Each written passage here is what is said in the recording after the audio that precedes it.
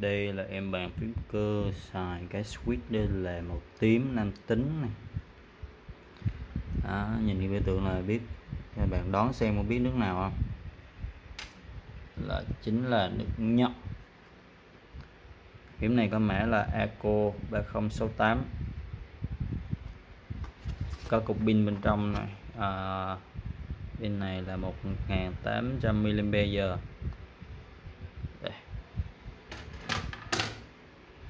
Khách đem qua cho mình sửa cái phím, sửa một phím bị lỗi bên dưới bản mạch nó đây, có cái miếng phôm này các bạn.